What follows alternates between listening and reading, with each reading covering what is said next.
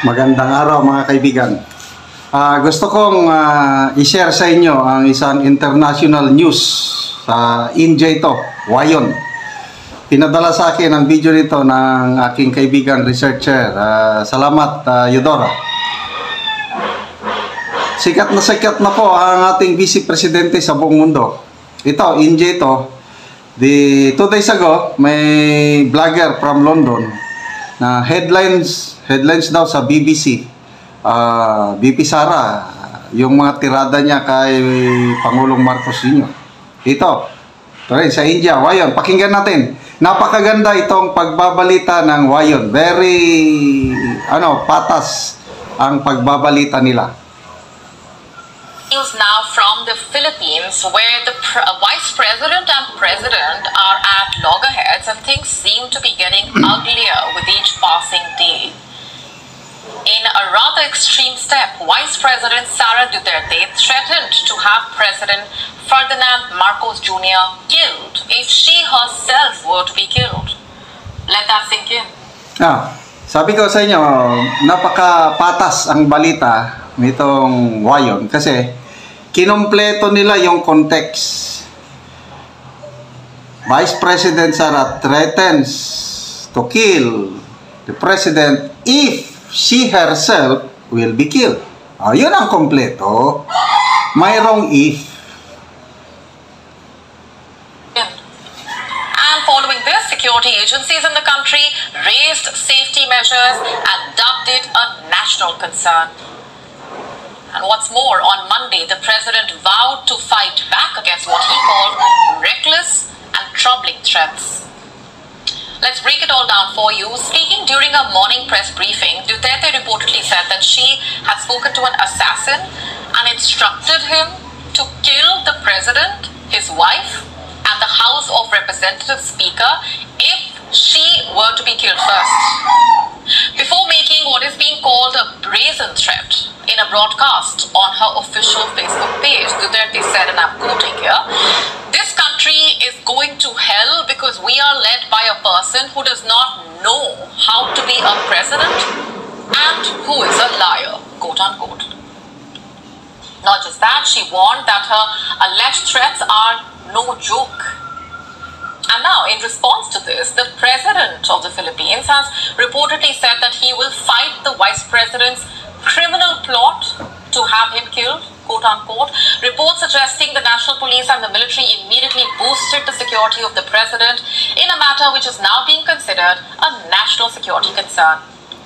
The law and order authorities in the Philippines are now investigating the matter closely, which could have consequences for the vice president if proven true, involving prosecution if Duterte's claims are found to be evidence-backed. It's worrying, the statements that we heard from the past days. There are numerous expletives and threats and plans to assassinate some of us. But how exactly did things even reach this point? How did they get this far? According to reports, Duterte, who is the daughter of the country's former president, Rodrigo Duterte, had previously accused President Ferdinand Marcos Jr. of incompetence. Not just that, Duterte had also said that she imagined killing the president using violent measures. This marks a widening rift between the two most powerful political families in the country. In fact, in June, Duterte resigned from the Marcos cabinet while still remaining the vice president. Reports suggest Sara Duterte and Ferdinand Marcos Jr. are at odds over foreign policy as well as former President Rodrigo Duterte's war on drugs. Over the years, the two leaders had a bitter falling out over key differences, which also includes their approaches to China's aggressive actions in the South China Sea. However, tensions between the two escalated after the House members, allied with House Speaker Martin Romualdez and Marcos, decided to detain her chief of staff, Zuleika Lopez. And why is that? Because Lopez was reportedly accused of hampering a congressional inquiry into the possible misuse of Duterte's budget as vice president and education secretary. Following this, Romualdez slashed the vice presidential office's budget by nearly 2/3. and the estranged Vice President Duterte went all guns blazing, targeting Marcos, his wife, and the House Speaker reportedly. That's not all. Duterte even hinted at an unspecified plot allegedly made to kill her. Under Philippine law, such public remarks may constitute a crime of threatening to inflict a wrong on a person or their family and are punishable by a jail term and fine. At this point, it won't be an exaggeration to say that Philippines is currently facing a national crisis in line with its political crisis.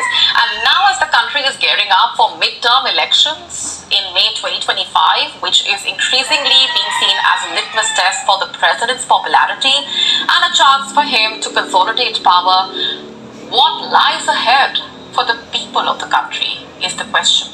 To stay up to speed with the latest news, What lies ahead of the people of the Philippines? Yun ang tanong.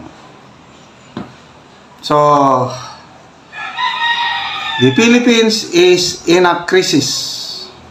Political crisis po tayo ngayon. Yun nga, laman tayo sa pahayagan, balita sa iba't ibang panig ng mundo. At negative po ang dating.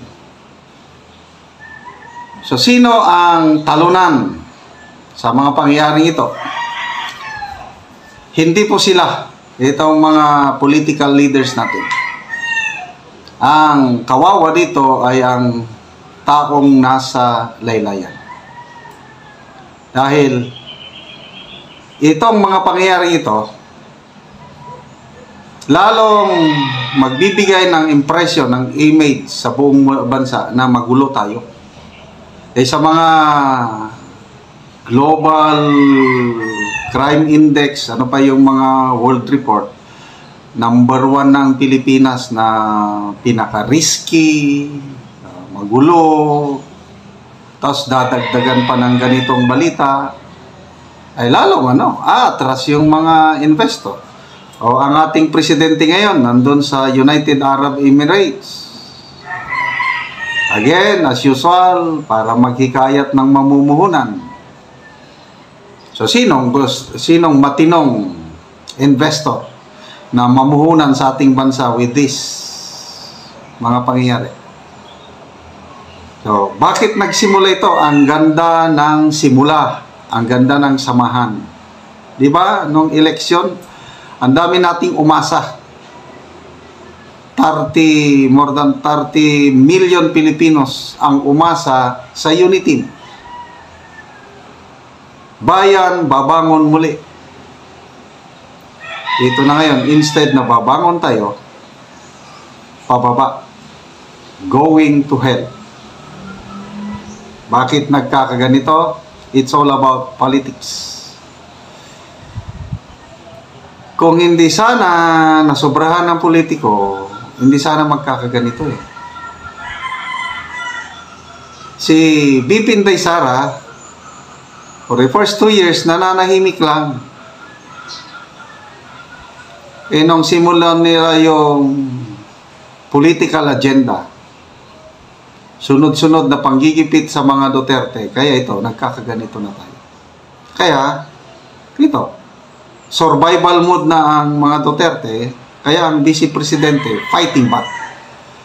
Sa nakikita ko kay BP Inday Sara, hindi niya na iniisip yung political career niya 2028. Basta ang kanya lang is lumaban, survive.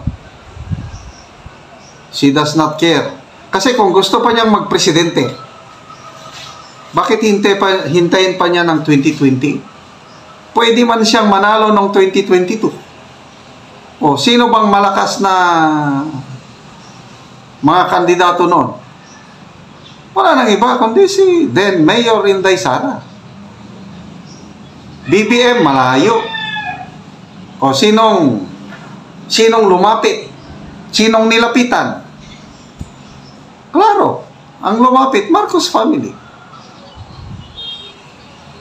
Humingi ng tulong. Hindi daw sila mananalo kung hindi sila tulungan ng mga Duterte. O ngayon, tumulong ng Duterte, lalo na si BP Inday Sara, pumayag siya na maging Vice President. ng Pangulo ng candidate BBM sa kondisyon ng continuity para may pagpatuloy yung mga magagandang nasimulan ni PRRD. Asa na ngayon ang continuity? Sinisira na. So, nakakapanghinayang. So, kailan kaya matatapos itong sigalot na ito? I don't know. Ipagdasal na lang po natin ang ating bansa.